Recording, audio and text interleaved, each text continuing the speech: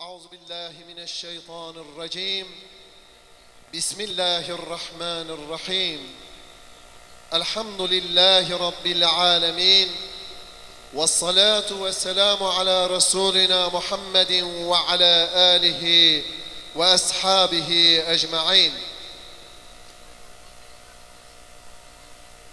Göklerde Ahmet, yerde Muhammed ismi ile Habibini isimlendiren Allah Azze ve Celle'ye sonsuz hamdü seneler olsun. Yeryüzünde insanlar arasında hak ve adaleti tesis etmek üzere gönderilen tüm peygamberlere ve hususen Hazreti Muhammed Mustafa sallallahu aleyhi ve sellemin üzerine salat ve selam olsun. Selam, bereket, huzur ve selamet siz kıymetli ve değerli peygamber aşıklarının üzerine olsun. Bir kez daha bu Nisan ayında, bu bahar mevsiminde yine peygamber sevdası uğruna bir araya geldik.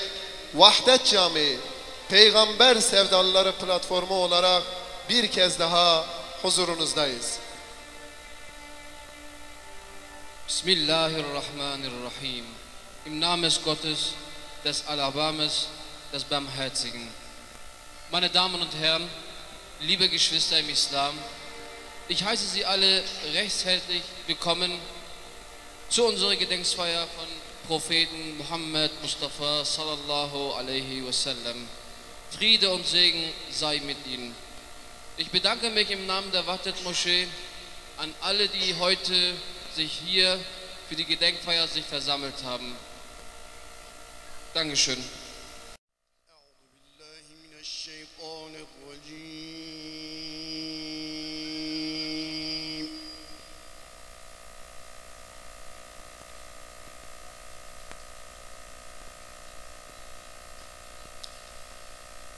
Bismillahirrahmanirrahim.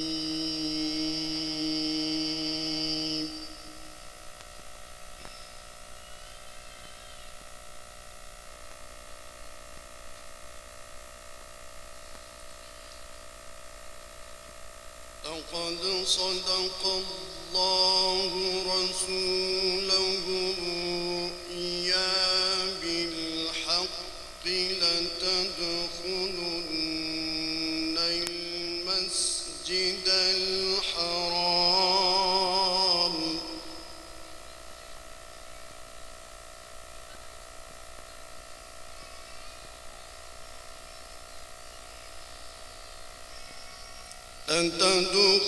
لتدخلن المسجد الحرام إن شاء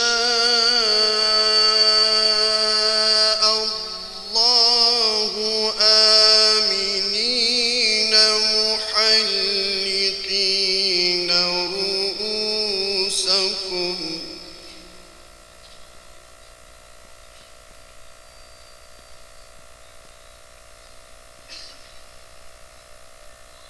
آمنين محلقين رؤوسكم ومقصرين لا تخافون.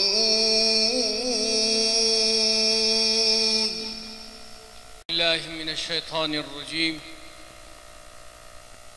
بسم الله الرحمن الرحيم.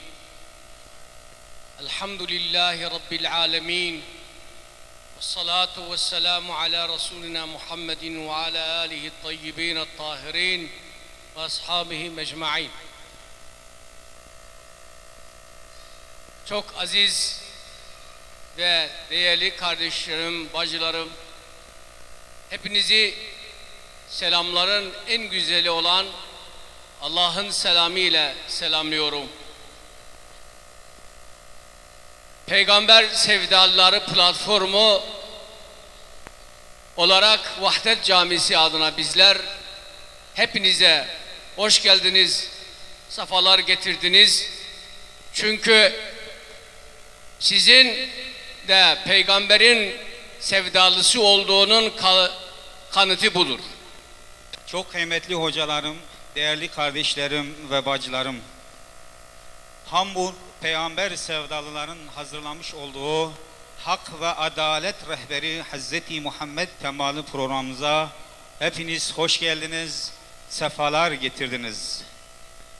Platformumuz adına bu programın hazırlığında emeği geçen ve emek veren tüm kardeşlerime, konuşmacı hocalarıma, ilahi sanatçılarımıza, tiyatro ekibine ve hususen siz çok kıymetli, değerli peygamber sevdalılarına şimdiden teşekkür eder. Hepimizi peygamber sallallahu aleyhi ve sellem'in şefaatine mazhar olmasını Cenab-ı Mevla'dan dua ile niyaz eder. مرحبا مرحبا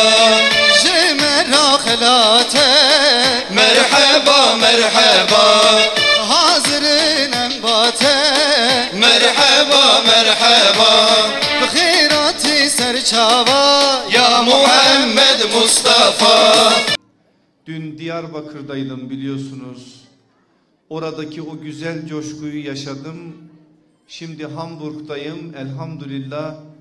Oradan süzülen o güzelliğin, o coşkunun buralara kadar sirayet ettiğini de görüp onun da mutluluğunu, saadetini yaşayan bir kardeşiniz olarak huzurunuzdayım. Zaten bu böyledir.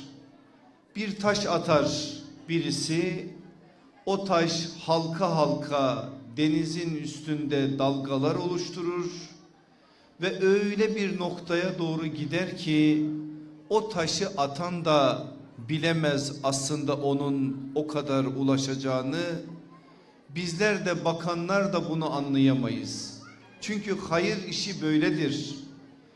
Bundan birkaç sene önce belki sadece Allah Resulü sallallahu aleyhi ve sellemin Mevlid-i Şerifini ihya etmek için bir araya gelen insanlar böyle bir hayırlı işi başlattılar.